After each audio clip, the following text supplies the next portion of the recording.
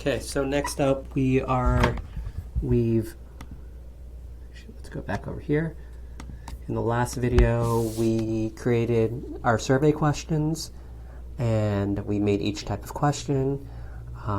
Let's say, for example, I like my survey a lot and I want to make a copy of it. I will just come over here. Let's go to the copy feature. Right, I only have one visit, but let's say I want to repeat. Let's say there's a follow-up visit. Right, follow up, and let's say that is the next month, and I do not want to repeat this survey again. So let's say I have it over here and I want to add it from here to here. I will just copy it.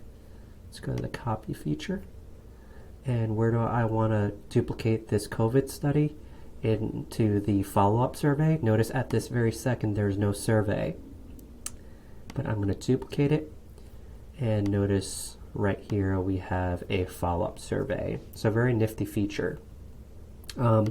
Let's say, for example, I would like to sort the survey. Remember, you can't really edit the survey unless you unlock it. So I'm going to come over here. How hot are you will be number 1. Automatically updates. And if you look carefully, we have question 1 over here. Big rule of thumb, try not to, the minute you deploy the survey and people have taken the survey, it's best that you do not edit the survey questions because it will throw your results off. It's actually not good practice. And then a couple other things. If you want to edit the survey, you can edit questions here. Right. It's really a good idea just to duplicate the survey and then redeploy it versus giving another, instead of editing it, because it really throws off your results. So notice here you have the questions, right? One thing I do want to mention is if you sort the questions, then you actually remove all the skip patterns you previously put in. So what do I mean by that? Notice we did a sort for survey 1, right? Let's see, I'm sorry. So in the so look, this is what happened previously. How are you? If you click on bad for question 1, you go to question 3. But notice in the follow-up survey, we did a sort.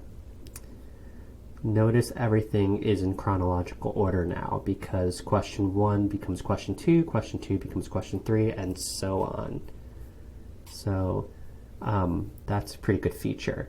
Another thing I want to add here is you can delete the survey. I don't think it's a good idea to delete your survey because, again, it's just better to copy it or undeploy it because you might need the questions at some other time. Here is the header. It tells you this is a COVID study, this is the follow-up visit, and this is survey 1. You can preview the survey over here. And if you want to add participants, right, you would first have to deploy the survey. And now you can add participants. So let's say I want to make hello at Big Data Dork. One of my participants, I will just send survey now, and it has been sent. And if I click over here, notice, let's see, let's go in the junk mail. Notice the person here is offering me, let's unblock the content, is asking you to take the survey. So in the next video, we will show you what happens when the person, as a participant, takes the survey.